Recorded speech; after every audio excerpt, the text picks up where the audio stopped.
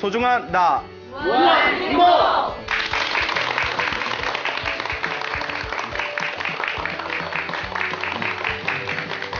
예, 만나서 반갑습니다. 광우스님이라고 합니다. 예, 다 아시죠? 네. 예. 자, 예전에 한문을 공부하시던 어느 유학자가 어느 스님을 찾아가서 이렇게 질문을 던졌답니다. 스님, 남쪽에 부처님이 없다는 게 무슨 뜻입니까? 라고 질문을 하더래요. 남쪽에 부처님이 없다. 스님이 아니 부처님이 동쪽에도 계시고 서쪽에도 계시고 동서남북 부처님이 다 계시는데 남쪽에 부처가 없다는 말은 어디서 들었어? 하니까 아니 남쪽에 부처가 없다는 말을 제가 분명히 그 글귀를 봤다고 써보시오 했더니 이제 나무불이라고 썼어요. 여러분 나무 아미타불 나무 관세음보살 들어보셨죠? 네. 그래서 이제 나무불. 근데 나무불이 한자 다 아시죠? 네. 다 아시는데 그래서 별로 믿으면 안 가지만 내가 다 아실 거예요. 남쪽 남자에 없을 무자 부처 불자를 써요. 그래서 우리가 나무 아미타불 할 때 나무를 한자로 표기할 남쪽 남자에 없을 무자 뜻대로 해석하면 남무불 남쪽에는 누가 없다?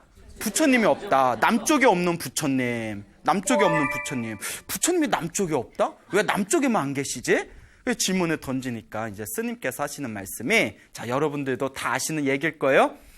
나무가 원래 우리가 발음으로는 쓰기는 남무라고 쓰지만 읽기로는 나무라고 읽잖아요. 이 나무가 저 인도에서 나마스테라고 하죠. 네, 반갑습니다. 나마스테 인사하듯이 나모라는 단어가 인도말 나모라는 단어가 중국으로 넘어오면서 표기를 할 때 남쪽 남자에 없을 무자로 글자를 빌려서 나무라고 표기를 한 것이다. 그래서 나무의 뜻은 당신께 귀의합니다. 당신을 공경합니다라는 그런 의미가 담겨져 있다. 그래서 한문으로는 남무불이지만 해석하기로는 나무불, 부처님께 귀의합니다라는 인도말에서 넘어온 것이다. 라고 이제 대답을 해줬다고 합니다. 자, 그래서 이 나무라는 단어, 우리가 흔히 나무 아미타불, 나무 관세음보살 이런 표현을 굉장히 많이 쓰지 않습니까? 그래서 오늘 여러분 확실히 알아두셔야 되는 게 나무라는 것은 어떤 뜻이 있다? 공경합니다. 당신께 귀의합니다. 라는 뜻이 있습니다. 그러니까 나무 아미타불 하면 누구께 귀의합니다? 그렇죠. 아미타 부처님께 귀의합니다. 나무 관세음보살 하면 누구에게 귀의합니다? 관세음보살님에게 귀의합니다. 라는 뜻이 되겠습니다. 그래서 귀의라는 것은 돌아갈 귀자에 의지할 의자. 돌아가 의지한다. 당신께 돌아가 의지하겠습니다. 라는 의미예요. 우리 주변에 사람들을 보면 각자 의지하는 게 있어요. 어떤 사람은 돈에 의지하는 사람이 있고, 그렇죠. 어떤 사람은 명예나 권력에 의지하는 사람이 있고, 아무것도 없는 사람은 자기 몸뚱아리에만 의지하는 사람이 있고, 그리고 조금, 또 어렸을 때부터 로맨스 소설을 많이 보신 분들은 무엇에 의지해야 된다? 사랑에 의지해야 된다라는 또 그런 달콤한 말에 또 귀를 기울이기도 하죠. 자, 불교에서도 이 귀의, 돌아가 의지합니다라는 말을 굉장히 중요하게 여깁니다. 그래서 우리가 부처님께 예불을 올릴 때 예불문에 지심규명례라는 뜻이 있습니다. 지심규명례 들어보셨죠? 지심규명례 하지 않습니까? 지심, 지극한 마음으로 돌아간다. 근데 어떻게 돌아가냐? 귀명이에요. 목숨 바쳐. 귀명, 목숨 바쳐. 그냥 돌아가 의지한다가 아니라 목숨 명자지 않습니까? 내 지극한 마음으로 귀명, 목숨 바쳐서 부처님께 예배 올립니다. 라는 뜻이 되겠습니다. 부처님께 이와 같이 귀의한다라는 것은 굉장히 중요한 의미를 담고 있습니다. 부처님 당시에 인도에 사위성이라고 있었대요. 사위성. 사위가 많아서 사위성이 아니겠죠? 사와티 성이라고 하는데 이 사위성에 어느 큰 부자가 살고 있었습니다. 굉장히 큰 부자가 살고 있었는데 굉장히 구두쇠에 인색했다고 합니다. 우리 주변에 보면 돈은 많은데 굉장히 인색하신 구두쇠 분들도 계시죠? 네. 돈이 굉장히 많은데 사람들한테 베풀 줄도 모르고 자기 자신한테도 잘 쓸 줄을 몰랐대요. 아주 인색한 사람이었는데 그 부자가 가장 아끼는 가장 세상에서 아끼는 아이가 바로 자기 아들이었어요. 그래서 아들을 굉장히 사랑하는데 아들이 16살이 되었을 때 병에 걸렸대요. 16살에 이제 병에 걸렸을 때 그 이제 아내가 이제 막 남편한테 빨리 병원에 가서 의사한테 보여야 되지 않겠냐고, 이러다 큰 병이 되면 어쩌냐고, 어서 의사한테 갑시다. 근데 의사한테 가서 병원에 가면 또 진찰료를 내야 되잖아요. 그러니까 돈이 아까운 거야. 예? 얼마나 구두쇠예요? 자식이 아픈데, 예? 웬만한 구두쇠도 자식 아플 땐 돈 안 아끼잖아요. 근데 자식을 엄청 사랑하는데도 돈을 아끼기 위해서 내가 꾀가 있어. 내게 좋은 방법이 있으니까 병원에 가지 맙시다. 그래서 살짝 의사를 찾아다니는 거예요.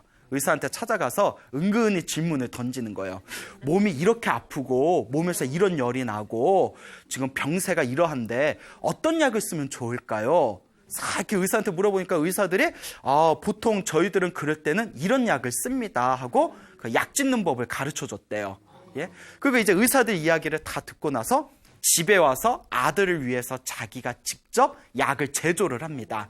그래서 그 약을 먹였는데 나요, 안 나요? 안 낫죠. 예, 아무나 약 쪄서 나오면 의사가 무슨 필요 있겠어요. 예, 그러니까 아무리 그 자기가 만든 약을 먹여도 병세가 더 악화되더니 걷잡을 수 없는 상태까지 이르렀대요.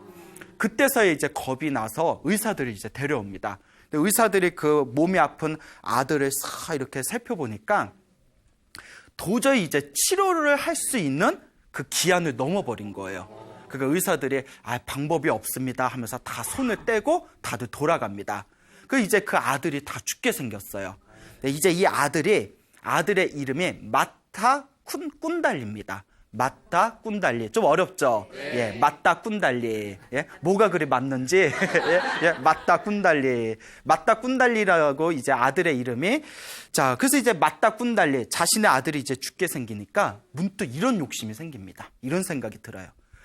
내가 그동안 사람들한테 우리 집이 부자라는 걸 숨겼는데 아들이 집에서 죽어서 장례식을 치르면 사람들이 조문을 올 것이고 우리 집이 부자라는 게 알려지면 분명히 귀찮은 일이 생길 거다. 어차피 내 아들은 이제 다 죽은 목숨이니까 집에서 죽든 밖에서 죽든 무슨 차이가 있겠냐.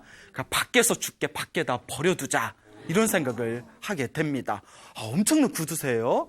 그 아들을, 다 죽어가는 아들을 몰래 집 밖에다가 옮겨서 거기다 눕혀놓고 자기는 이제 사라집니다. 이제 아들도 기가 막힌 거예요. 병도 제때 치료를 안 해줘서 병세가 더 악화됐는데 이제 죽는 것도 집에서 못 죽고 길에서 이제 객사를 하게 된 겁니다. 예? 그래서 하염없이 이제 이른 아침에 눈을 뜨고 하염없이 자신의 집 쪽을 바라보면서 나는 왜 이렇게 참으로 박복할까? 왜 이렇게 나는 괴롭게 죽음을 당해야 되는가 하고 속으로 너무나 괴로워하면서 그렇게 자신의 집 쪽을 바라보면서 한탄을 합니다. 근데 그때 어디선가 옆에서 환한 한 줄기 빛을 느끼게 됩니다. 웬 한 줄기 환한 빛이 느껴져서 그곳을, 그 빛 쪽이 있는 곳을 다 쳐다보니까 자, 이야기 흐름상 누가 서 계셨겠어요? 그렇죠. 이야기 흐름상 부처님이 나타나 주셔야 돼, 이때쯤에. 대충 이제 불교 스토리텔링이 이해가 되시죠? 예. 이맘때쯤에 이제 부처님이 나타나시겠구나. 예. 제 이제 광운 쓰면 소나무라는 프로그램을 자주 보신 분들은 이맘때쯤에 부처님 나타나시고 이맘때쯤에 대충 어떤 일이 생기고 항상 마지막 마무리는 훈훈하구나. 이제 이런 걸 눈치채셨을 겁니다. 환한 빛이 보여서 딱 쳐다봤더니 부처님이 딱 미소를 지으면서 서 계시는 거예요. 그 환한 부처님을 보면서 문득 이런 생각을 합니다. 나는 어리석은 아버지 때문에 지금까지 살아오면서 절에 가보지도 못하고 부처님께 공양 올려보지도 못하고 법문을 들어보지도 못했다. 살아계신 부처님이 내 주변에 계셨는데도 나는 지금까지 살아오면서 복을 짓거나 선업을 짓거나 공덕을 지은 것이 하나도 없구나라고 그렇게 한탄을 합니다. 그러면서 문득 이런 생각을 냅니다. 내가 지금까지 살아오면서 복도 선업도 공덕도 하나도 짓지 못했지만 내가 죽기 전에라도 내가 부처님께 귀의를 하자. 부처님께 돌아가 의지하자. 그러니까 이제 병든 상태에서 마음속으로 부처님을 바라보면서 거룩하신 부처님, 저는 부처님을 믿고 부처님께 돌아가 의지하겠습니다. 부처님께 귀의합니다라는 그런 귀의의 마음을 일으킵니다. 부처님께 공경하고 부처님께 귀의하겠습니다. 그때 부처님께서 그 맞다 꾼달리의 그 마음을 꿰뚫어 보십니다. 아, 맞다 꾼달리가 스스로 나는 지금까지 살아오면서 복도, 선업도, 공덕도 짓지 못했지만 죽기 전에라도 부처님께 깨끗한 믿음으로 귀의하겠다. 부처님께 귀의하겠습니다. 라는 마음을 일으킨 것을 부처님께서 꿰뚫어 보십니다. 그리고 부처님께서 자상한 미소를 지으면서 맞다 꾼달리에게 다음과 같이 말씀하십니다. 맞다 꾼달리여, 그대가 할 수 있는 일은, 그대가 해야 할 수 있는 일은 충분히 하였구나. 그러니까 그대가 지금 상황에서 해야 할 수 있는 일을 충분히 하였구나 라고 말씀을 남기고 그냥 사라지십니다. 아니, 사람이 아파 죽겠는데 네가 할 일을 다 했구나 하고 그냥 휙 가는 거예요. 예? 그 사라지는 부처님의 뒷모습을 바라보면서 맞다 꾼달리가 병이 나았을까요? 네. 에이, 아직 내 프로그램 자세히 안 보셨구나. 항상 여기서 왜? 뭐 이런 내용이 한 번씩 나와요. 사라지는 부처님의 모습을 보면서 죽습니다. 죽어요. 예, 부처님이 네 할 일을 충분히 했구나라고 다 부처님께서 말씀을 남기고 사라지는 그 뒷모습을 하염없이 바라보면서 원래대로라면 부처님의 말씀을 듣고 몸에 있는 병이 확 나아서 그 자리에서 벌떡 일어나서 집에 가서 아버지와 대판 싸웠다. 뭐 이런 식으로 이야기가 전개될 것 같았죠. 예, 그렇게 이제 호락호락하지 않습니다. 예, 죽습니다. 결국. 자, 근데 항상 마무리는 어떡하게? 훈훈하게. 항상 마무리는 훈훈하게. 죽기 직전에 부처님을 향한 깨끗한 믿음을 일으키고 부처님께 귀의한 그 강력한 선업의 힘으로 죽자마자 하늘세계 천상의 천신으로 태어나게 됩니다. 하늘세계 신으로 태어나게 되는 거예요. 우리 불교에서는 이와 같이 가르칩니다. 사람이 살아오면서 우리는 업을 짓습니다. 그렇죠? 그래서 업을 짓는데, 그래서 우리 흔히 그런 말 쓰잖아요. 내가 전생에 무슨 업을 졌길래 내가 저런 인간을 만났을까? 예? 예? 왜요? 여러분, 남편한테 그런 말 하면 안 돼요? 예? 예? 남편 삐져요. 예? 예? 근데 가끔 그런 화가 날 때 훅 하고 올라올 때 있죠. 내가 많이 올라오셨나봐. 또 네, 그러시네. 내가 전생에 무슨 업을 졌길래 저런 인간을 만났을까? 중생들은 살아가면서 자신들만의 업을 짓습니다. 그래서 착한 업, 좋은 업을 선업이라고 하고요. 나쁜 업을 악업이라고 하죠. 잘못된 업을. 죽어서 선업의 힘이 아주 강하면 죽자마자 바로 좋은 세계에 다시 태어납니다. 악업의 힘이 너무 강하면 죽자마자 바로 나쁜 세계에 태어납니다. 근데 문제가 하나 있어요. 선업과 악업이 애매한 경우가 있어요. 뭐 선업을 많이 진 것도 아니고 악업을 많이 진 것도 아니고 좀 둘이 애매할 때는 다음과 같은 문제가 펼쳐지게 됩니다. 그 죽은 영가가, 불교에서 영가라고 해요. 예, 영가가 죽은, 육체를 벗은 영가가, 그래서 불교에서도 중음신이라고 부르는데, 중음. 이 영가가 7일 안에 몸을 받거나, 혹은 시간이 좀 더 지체되면 21일 안에 새로 몸을 받는답니다. 그런데 7일이 걸리든 21일이 걸리든 30일이 걸리든 49일 안에는 새로운 몸을 받는답니다. 선업과 악업에 애매할 때는 무조건 49일 안에는 그것이 이제 그 업이 결정이 돼가지고 다음 생에 새로운 몸을 받게 된다. 근데 49일이 지난 뒤에도 새로운 몸을 받지 않고 지상에 강력한 한이 있을 경우 어떤 상황이 펼쳐질까요? 예, 귀신이 된답니다. 예, 귀신이 된대요. 뭔가 헛것이 보이고, 그래서 이제 가끔, 이제 좀, 빙의라고 하죠.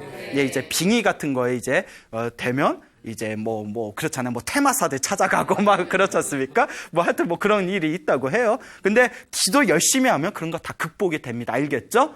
예, 우리 불자분들 보면, 불자가 아니라 우리 무지몽매하신 분들 보면 TV에서 빙의 걸린 사람 쫓아내고 이런 거 보고, 우리 집도 우환이 있는데 한번 갈까? 싶어서 거기 가서 돈 엄청 갖다 놓고 테마 받고 그런데도 효과 못 보고 이런 경우가 많아요. 근데 자기 업은 누가 닦는다? 자신이 닦아야 되죠. 그래서 항상 우리 불자들은 밖으로 구하지 말고 어떤 문제가 생겼을 때 내 마음을 바라보고 내 마음을 닦아서 내 업을 바꿔나가는 그런 길을 걸으셔야 됩니다. 그래서 스님 정말 빙의가 있어요? 라고 물어보면 뭐 저도 모르죠. 예? 나도 뭐 귀신을 본 적이 없으니까. 근데 실제로 뭐 빙의 비슷한 현상에 처하신 분들이 기도를 열심히 해가지고 그렇게 아름답게 극복하는 사례가 불교에서는 굉장히 많습니다. 예, 그러니까 항상 기도를 열심히 하는 불자의 삶을 살아야 된다라고 말씀드리고 싶습니다. 그래서 49일 안에는 새 몸을 받는다. 그래서 불교에서는 돌아가신 영가를 위해서 어떤 문화가 있죠? 그렇죠. 49제라는 문화가 있습니다. 49제라는 문화가 있고요. 그래서 어른 스님들이 49제를 다 못 지낼 경우 7일에 한 번씩 7번 지내는 거잖아요. 그래서 77은 49라고 하는데 다 못 지낼 경우에는 막제라도 지내라. 마지막 제, 49일 마지막 제사라도 돌아가신 분을 위해서 지내드리는 게 좋다라는 그런 말씀을 하셨습니다. 자, 여하튼 우리 맞다 꾼달리는 죽기 직전에 부처님을 향해서 청정한 믿음으로 깨끗한 믿음으로 귀한 강력한 선업의 힘에 의해서 죽자마자 바로 어디에 태어났다? 예, 천상세계 천신으로 태어나게 됩니다. 맞다 꾼달리가 이제 천상세계 천신으로 태어났는데 천상계가 굉장히 행복하대요. 쾌락이 가득하고 행복하답니다. 그래서 불교 경전에 보면 천상에 있는 천신들이 죽는 경우가 몇 가지 있답니다. 수명이 다하기 전에 죽는 경우. 예? 수명이 다하기 전에 천신들이 죽는 경우 중에 하나가 너무 행복해서 놀다가 굶어 죽는답니다. 그 경전에 나와요. 예, 예? 경전에 나옵니다. 놀다가 굶어 죽는다. 너무 이제 놀 게 많고 행복하니까. 예. 아, 스님, 그렇게라도 한번 놀다가 죽고 싶어요. 뭐 또 이러신 분은 없겠죠? 예? 자, 그래서 이 천상세계에 태어나서 큰 쾌락을 누리면서 이 맞다꾼달리가 문득 이런 생각을 냅니다. 내가 전생에 어떤 복을 졌길래 내가 이렇게 천상세계에 태어나서 내가 이렇게 행복하게 사는 것일까? 그 자기의 전생을 살펴봅니다. 그 부처님 말씀에 의하면 하늘세계 천신들은 자기의 바로 전생까지는 볼 수 있답니다. 바로 자기의 전생까지는. 내가 전생에 무엇을 했나 하고 살펴봤더니 전생에 자기가 맞다꾼달리라는 구두쇠 아버지의 아들이었고 자기가 아버지의 업처군이 없는 어리석은 행위로 이제 길에서 죽게 되었을 때 부처님을 만나게 되고 부처님을 바라보면서 깨끗하고 청정한 믿음을 일으키면서 부처님께 귀의하겠습니다라는 그 진실한 믿음의 힘으로 이와 같이 천상세계 천신으로 태어나게 되었구나라는 것을 깨닫게 됩니다. 그리고 내 전생의 아버지는 지금 뭐하고 있나 하고 이렇게 이제 지상을 관찰했대요. 우리 전생의 아버지 뭐하고 있나? 그 아버지가 이제 전생에 자신의 몸뚱아리를 화장한 뒤에 맨날 그 화장터에 가서 아들아 아들아 울면서 한탄을 하고 있더래요. 아들아 아들아 하고 울면서. 그러니까 이 천신도 어이가 없는 거예요. 아니 멀쩡하게 살아있을 때는 치료 제대로 안 시켜줘 놓고 죽기 직전에도 길에다 버려놓고 나서는 죽은 뒤에는 내가 보고 싶다고 저렇게 아들아 아들아 울부짖고 있구나. 아이고 참 지금 봐도 참으로 어리석은 분이다. 그래도 전생에 부자지간이었던 인연이 있으니 내가 이번 생에 제도해야 되겠다. 그래서 이제 꾀를 내가지고 이 맞다꾼달리 전생에 맞다꾼달리였던 이 천신이 이제 인간의 모습으로 그 화장터에 내려옵니다. 그 옆에서 아버지 전생의 아버지 구두쇠 부자가 울고 있는 옆에서 더 큰 소리로 손을 막 휘저으면서 울부짖었대요. 아이고 아이고 울부짖었대요. 그 구두쇠가 울다가 이거 보니까 왜 옷을 화려하게 입은 멀쩡한 잘생긴 젊은이가 막 울부짖으니까 나야 내 아들을 잃어서 이렇게 울고 있지만 저 젊은이는 대체 무엇 때문에 저렇게 울부짖을까? 궁금한 거예요. 얼마나 슬픈 일을 겪었길래 저렇게 울고 있을까? 이제 그 젊은이한테 찾아갑니다. 젊은이, 자네 보기에는 멀쩡한데 무엇 때문에 그렇게 울고 있어? 하고 질문을 던지니까 이 젊은이로 변신한 이 천신이 이 젊은이가 다음과 같이 대답합니다. 제가 얻고 싶은 게 있는데 얻을 수 없어서 울고 있습니다. 무엇을 얻지 못해서 울고 있어? 제가 황금으로 된 수레를 하나 제가 가지게 되었습니다. 황금 수레를 가졌는데 황금 수레에 어울릴 만한 수레바퀴를 못 구해서 울고 있습니다. 아니, 얼마나 좋은 수레바퀴를 구하기 때문에 그렇게 울고 있습니까? 도대체 어떤 바퀴를 원합니까? 라고 질문을 던졌대요. 그러니까 이 젊은이가 하는 얘기가 태양과 달의 바퀴를 원합니다. 한쪽에는 태양을 띄우고 싶고 한쪽에는 달을 띄운다면 제 황금 수레가 더욱더 빛을 발할 겁니다. 그런데 태양과 달을 얻을 수 없어서 이렇게 울고 있습니다. 그 구두쇠가 어이가 없는 거예요. 예? 뭐 바보 아니야? 예? 예? 너 바보지? 이보시오. 얻을 수 없는 것 때문에 그렇게 울고 있다니. 예? 당신은 참으로 바보군 하고 이제 바보구나라고 이렇게 이야기를 합니다. 그때 이 젊은이가 딱 쳐다봐요. 딱 쳐다보면서 여러분 요새 젊은이들한테 바보라고 함부로 얘기하면 안 돼요? 예? 요새 뉴스 보니까 흉흉하더라고요. 예, 예, 참 나라가 어떻게 되려는지. 예, 예. 우리 때 어른들한테 대들 생각을 못 했는데. 야, 여하튼 옆길로 샜네요. 바보구나라는 얘기를 듣고 딱 쳐다보면서 보이는 것을 구하기 위해서 우는 것이 바보입니까? 보이지 않는 것을 구하기 위해서 우는 것이 더 바보입니까? 예? 보이는 것을 얻기 위해서 우는 거와 보이지 않는 것을 얻기 위해서 우는 거, 어떤 게 더 바보입니까? 그러니까 그 구두쇠가 그게 무슨 말이요? 그게 무슨 말인가? 라고 질문을 던집니다. 그러니까 이와 같이 그 젊은이가 얘기합니다. 나는 해와 달이 보입니다. 보이는 것을 얻으려고 우는 겁니다. 하지만 당신은 아들을 잃었고 아들은 더 이상 보이지 않습니다. 근데 보이지 않는 죽은 아들을 다시 얻으려고 울고 있지 않습니까? 누가 더 어리석은 겁니까? 오, 말 잘해. 예, 말 잘해요? 예? 그래, 사람이 일단 말 잘하는 것도 복이라고 했어요. 예, 말 잘하는 것도 복이야. 맞아요.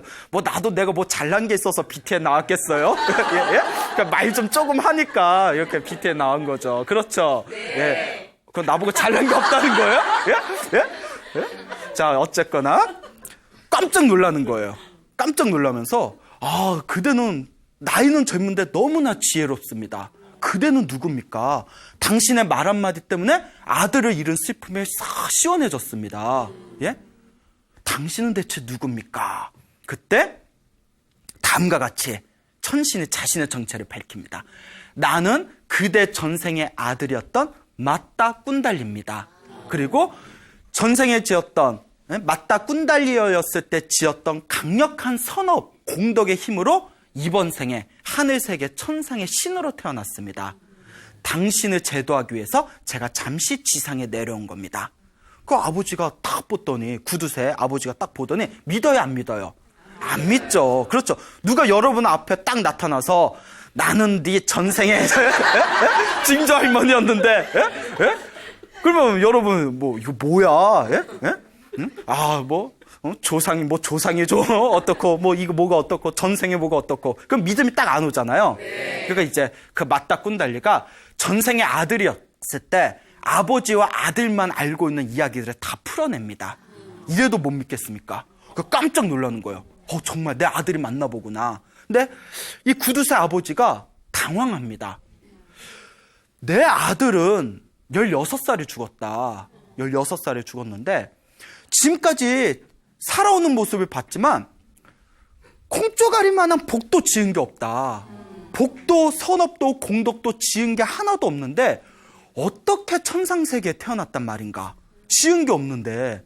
그러니까 맞다 꾼달리가 자초지종을 이야기합니다. 거룩하신 부처님을 죽기 직전에 보았고 부처님을 향해서 부처님께 귀의합니다라는 부처님을 향한 믿음을 일으킨 것만으로 이 천상세계에 강력한 신으로 태어났습니다. 이 이야기를 듣는 순간 그 구두쇠 아버지의 몸에서 엄청난 희열과 기쁨이 올라옵니다. 엄청난 희열과 기쁨이 확 올라와요. 세상에 이럴 수가. 절에 가서 부처님께 인사드린 적도 없고 공양을 올린 적도 없고 법문을 들은 적도 없고 수행을 한 적도 없는데 부처님을 향해서 강력한 부처님에 향한 깨끗한 믿음을 일으킨 것만으로도 천상세계에 태어날 수 있단 말인가? 나도 부처님을 모시고 부처님께 귀의해야 되겠다라는 마음을 일으킵니다. 그때 전생의 아들이었던 이 천신이 그 아버지의 마음을 꿰뚫어 보고는 부처님께 당장 가서 부처님을 모시고 공양 올리고 법문을 듣고 법을 닦으십시오. 예? 부처님께 귀하는 것은 이 세상에서 가장 아름답고 위대한 일입니다. 라고 전생에 자신의 아버지에게 신신당부를 하고는 이렇게 사라집니다. 사뿅 하고 사라져요. 예? 예? 이야기 흐름상 이제 사라져줘야죠. 자, 그러면 또 질문 하나. 이야기 흐름상 이제 구두쇠가 누구를 만나러 갈까요? 그렇죠. 부처님을 만나러 갑니다. 예, 이제 부처님을 만나러 가야죠. 부인에게 이제 다음과 같이 이야기합니다. 내가 부처님을 우리 집으로 모셔서 공양을 올리고자 합니다. 그러니 부처님과 제자분들에게 공양 올릴 음식을 잔뜩 준비를 하십시오. 라고 부인에게 이야기를 한 뒤에 그 부인도 깜짝 놀란 거예요. 남의 거지에게 떡 한 조각도 안 주는 이 구두쇠 양반이 웬일이야? 예? 그 목미? 막 이렇겠죠? 자, 어쨌거나 이제 부처님에게 갑니다. 부처님께 다 가서 부처님 시간이 되신다면 내일 점심, 내일 사시, 불교에서 사시라고 합니다. 사시 공양. 내일 점심 때 부처님과 제자분들을 모시고 저희 집에서 공양을 올리고자 합니다. 와주십시오라고 청을 합니다. 그 부처님께서 그 공양청을 받으십니다. 자, 이제 그 다음날 부처님이 이제 제자들을 이끌고 그 구두쇠 부자의 집에 다 공양을 갑니다. 수백 명의 제자들, 수백 명의 스님들을 이끌고 그 구두쇠 부자의 집에 갔을 때 마을 사람들, 도시 사람들이 난리가 난 거예요. 왜 난리가 났을까요? 그렇죠. 저렇게 인색하기 짝이 없는 저 구두쇠 양반이 부처님과 수백 명의 스님들을 모시고 점심 공양을 올린다고 하니까 다들 놀라워서 구경을 가기 위해서 이제 마을 사람들 다들 모여듭니다. 예? 저 오지랖도 넓어요. 예? 예? 공양 올린다니까 다들 이렇게 찾아가요. 그래서 이제 부처님을 중앙에 가장 좋은 자리에 모시고 스님들을 여법하게 모신 뒤에 공양을 하나하나 이제 올립니다. 부처님께 직접 부처님의 제자분들에게 공양을 떠드리고 국을 떠드리고 옆에서 싹 정중하게 시중을 합니다. 저희 불교의 법은 다음과 같습니다. 부처님의 가르침에 의하면 우리 부처님의 법에 의하면 부처님의 제자들은 신도들에게 공양을 받으면 그러니까 탁발을 해서 공양을 받으면 반드시 공양을 마친 뒤에 법을 설해야 됩니다.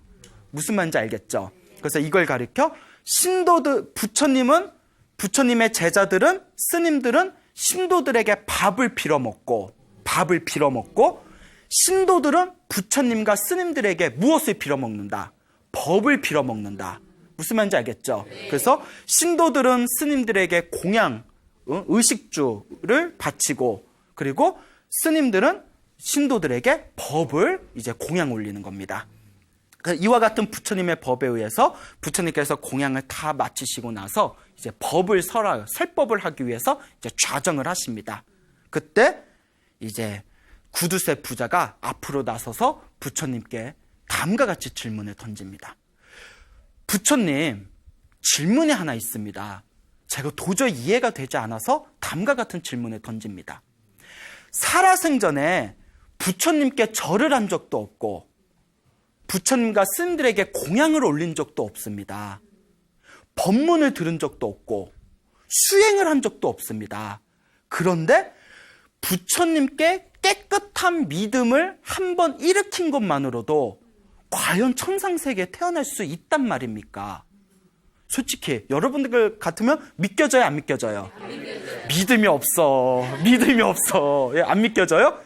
그분도 그랬던 거예요. 일반 사람들 다 그럴 거예요.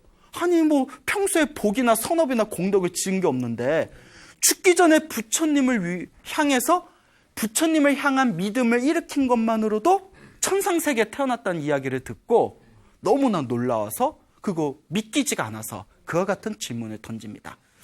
그때 부처님께서 다음과 같이 대답하십니다. 그대여, 그걸 왜 나에게 묻는가? 그대 전생의 아들이었던 맞달리 꾼달리가 천신으로 이 세상에 내려와서 그대에게 이 모든 것을 다 설명해 주지 않았던가? 라고 이야기를 합니다. 그 구두쇠가 깜짝 놀라는 거예요. 그 부처님을 다 꿰뚫어 보신 거죠. 그렇죠. 그걸 꿰뚫어 보시니까 부처님이겠죠. 그거 못 꿰뚫어 봤으면 불교가 지금까지 안 내려왔을 거예요. 모든 걸 다 꿰뚫어 보시기 때문에 부처님께서 이 세상의 모든 걸 다 아시기 때문에 부처님을 일체종지라고 부릅니다. 일체종지, 일체, 모든 것을 종지, 다 꿰뚫어 아시는 분이라는 뜻이 되겠습니다. 부처님께서 그 맞달리 꾼달리와 그 천신과 그 구두쇠 아버지 사이에 있었던 일을 다 이렇게 이야기를 하니까 구두쇠가 깜짝 놀랍니다. 깜짝 놀랐을 때 부처님께서 그 구두쇠 부자에게 다음과 같은 개송을 설하십니다. 모든 것은 마음이 앞선다. 모든 것은 마음이 이끈다. 모든 것이 마음으로 이루어지는 것이다. 깨끗한 마음으로 말하고 행동하면 반드시 행복이 따른다. 그림자가 몸을 따르듯이. 모든 것은 항상 이 마음 따라 일어나고 마음 따라 사라지는 겁니다. 그렇죠? 여러분 무언가 어떤 일을 하려고 할 때 그 일을 말을 하거나 어떤 행동을 할 때 그 이전에 무엇이 먼저 일어나요? 그렇죠. 마음에서 일어나잖아요. 좋은 마음이 일어나든 나쁜 마음이 일어나든 무언가를 하겠다는 그 마음이 먼저 일어나지 않습니까? 그래서 깨끗한 마음으로 말하고 행동하면 그 깨끗한 마음으로 말하고 행동한 그 행위가 선업이 되고 복이 되고 공덕이 되어서 저절로 행복한 삶이 이루어진다는 것입니다. 마치 그림자가 무엇을 떠나지 않는 것 같이, 그렇죠, 몸을 떠나지 않는 것 같이. 이 개송을 듣는 순간 이 구두쇠 부자가 그 자리에서 깨달음을 얻습니다. 깨달음을 얻어요. 그리고 그 자리에 구경 왔던 수많은 그 마을의 사람들이 그 개송을 듣고 부처님의 설법을 듣고서 모두 다 깨끗한 믿음을 일으켰다고 합니다. 그래서 제가 항상 하는 이야기가 있습니다. 여러분, 불교는 로또예요. 로또도 이런 로또가 없어. 대박이야. 생각해 보세요. 여러분들이 살아오면서 절에 간 적도 없어. 법문 들은 적도 없어. 예? 따로 무슨 수행을 한 적도 없어요. 근데 죽기 전에 누구를 간절하게 생각하면서 부처님을 생각하면서 부처님께 의지하겠습니다라고 깨끗한 믿음을 일으킨 것만으로도 천상세계에 태어날 수가 있대요. 로또도 이런 로또가 어딨어요. 예? 그렇죠. 네. 그렇다고 절에 안 나오면 안 돼요. 예, 예? 그래서 나 절에 안 다니고 죽기 전에 부처님 한번 생각하고 죽을게요. 이래서 중생이야. 예? 그러면 안 돼, 알겠죠? 예, 예. 저희 다 굶어 죽어요, 스님들. 예? 예? 절에 자꾸 오셔서 이런 좋은 법문도 들으셔야 삶이 더욱더, 여러분들의 삶이 더욱더 풍요롭게 행복해지게 됩니다. 알겠죠? 예, 예. 얼마나 대단합니까? 부처님이 증명하신 겁니다. 근데 우리가 과거, 현생, 다음 생, 전생, 현생, 내생을 꿰뚫어 볼 수만 있다면 우리가 다 믿을 텐데 우리는 부처님과 같은 숙명통이 없어요. 부처님은 과거, 현재, 미래를 다 꿰뚫어 보셔서 죽기 전에 부처님을 향해서 믿음을 일으킨 것만으로도, 예? 부처님에게 돌아가 의지하겠습니다. 부처님께 귀한 것만으로도 천상세계에 태어난다는 것을 숙명통으로 꿰뚫어 보십니다. 근데 우리는 못 봐요. 못 보니까 이렇게 사는 거야. 똑같은 실수 저지르면서. 동감하시죠? 네. 예, 여러분들이 이 부처님의 가르침을 통해서 여러분들의 삶을 선업으로 가득한 삶으로 이끌어 가시길 바랍니다. 그래서 부처님께서 다음과 같이 말씀하십니다. 부처님을 평생에 단 한 번 부처님을 향해서 깨끗한 믿음을 일으키고 부처님께 귀의하겠습니다라는 그 깨끗한 믿음 한 번으로 천상세계에 태어난 사람들이 수십, 수백, 수천, 수십만, 감히 그 숫자를 헤아릴 수가 없을 정도로 많다. 그러니 의심하지 말아라. 부처님께 의지해라. 예? 여러분, 이거 중요한 거예요. 부처님이 자기한테 뭐 돈 내라는 얘기 했어요, 안 했어요? 안 했잖아요. 부처님이 자기한테 와서 막 3000배 해라, 10,000배 해라 말했어요, 안 했어요? 안 했잖아요. 부처님이 자기 앞에 와서 예? 뭐 7일 동안 단식해라, 한 달 동안 단식해라, 고행해라 얘기했어요, 안 했어요? 안 했어요. 부처님은 뭐라고 말씀하셨냐? 그냥 깨끗한 믿음으로 부처님께 귀의하는 그 마음만으로도 천상세계에 태어난다고 했습니다. 부처님이 이게 부처님한테 어떤 이득이 있겠어요? 그 마음만으로 생각만 해도 천상세계에 태어날 수 있는데 부처님이 당신이 어떤 물질적인 이익이 있어서 이런 거짓말을 했겠습니까? 오직 중생들의 행복한 삶을 살기를 바라는 마음에서 이와 같은 법을 설하신 겁니다. 그렇죠, 여러분? 네. 그러니 여러분들의 마음에 부처님을 향한 간절한, 청정한, 깨끗한 믿음을 일으켜 보시기를 바랍니다. 이와 비슷한 내용이 있습니다. 그 부처님 당시에 어느 할머니가 살고 계셨어요. 굉장히 가난하셨대요. 예? 그 가난은 죽음보다도 무섭다라는 부처님의 말씀이 있습니다. 굉장히 가난하셨는데 이 할머니의 이름이 산딸리 할머니예요. 산딸리. 산딸기 아니에요? 네, 산딸기? 어머, 내가 오늘 산딸기 할머니에 대해서 들었는데 남들이 또 뭐 산에서 딸기 캐셔서 산딸기 할머니인가? 네, 산딸리. 알겠죠? 산딸리 할머니예요. 뭐 산이 딸렸다 또 이런 거 아닙니다. 이 산딸리 할머니가 하루는 지팡이를 짚고 길을 걷다가 멀리서 부처님이 탁발을 나오신 걸 보게 됩니다. 부처님이 탁발 나오신 걸 딱 보고는 이 할머니가 살아생전에 한 번도 절에 가본 적도 없고 법문을 들은 적도 없고 무슨 수행을 해본 적도 없어요. 그 앞에 부처님이 지나가시는데 자기가 어떻게 해야 될지 모르는 거예요. 그 멍하니 그냥 있었어요. 멍하니 부처님이네? 어떻게 해야 되나 하고 멍하니 있으니까 그 부처님 옆에 부처님의 제자 중에 수제자 중에 아난이라는 스님이 있었습니다. 아난이라는 스님이 이 아난 스님께서 그 산딸리 할머니가 멀뚱멀뚱 서 있는 걸 보고는 미소를 지면서 다음과 같이 얘기합니다. 여인이여. 할머니한테 뭐라고요? 여인이여. 예. 괜찮다. 여인이여? 예, 그렇죠. 예? 여인이여. 예? 부처님에게 왜 합장 인사를 올리지 않습니까? 예? 합장이라도 올리십시오라고 미소를 지면서 얘기합니다. 그러니까 그 할머니는 부처님 보면 스님들 보면 합장하는 것도 몰랐던 거예요. 그래서 얼떨결에 이 부처님을 향해서 이렇게 합장 인사를 올립니다. 합장 반배를 탁 올려요. 부처님께서 미소를 지으면서 싹 이렇게 이제 사라지십니다. 이제 갈 길로 이렇게 가실 때 할머니가 다 부처님을 향해서 인생에 처음으로 부처님을 뵙고 인사 한번 올린 거예요. 합장 인사를 올리고 부처님의 미소를 보고 마음이 너무 뿌듯한 거예요. 아, 부처님 참 잘생겼다 뭐 이러면서 예? 거참 부처님 잘생겼다. 예? 그러니까 길을 걷다가 너무 기분 좋은 상태에서 갑자기 암소가 그 할머니를 들이받아서 할머니가 그 자리에서 죽어버렸대요. 부처님을 만나고 5분 후에 예? 부처님을 만나고 5분 후에 암소가 음매하고 확 들이받아서 할머니가 죽어버립니다. 자, 여러분, 하지만 마무리는 어떡하게? 훈훈하게. 자, 할머니도 암소에 받쳐서 죽은 게 왜 이렇게 재밌어요? 죽었는데 암소에 받쳐서 죽었을 때 할머니가 어디에 태어났다? 천상세계 아름다운 선녀로 태어났답니다. 선녀로. 예? 자, 이것도 아까 맞다 꾼달리와 딱 맞는 경우예요. 예? 그래서 맞다 꾼달리와. 예? 부처님 죽기 직전에 부처님께 인사를 올린 그 강력한 선업의 힘에 의해서 하늘세계 선녀로 태어나게 된 겁니다. 자, 여기서 우리는 한 가지 인과응보의 법칙을 발견하게 됩니다.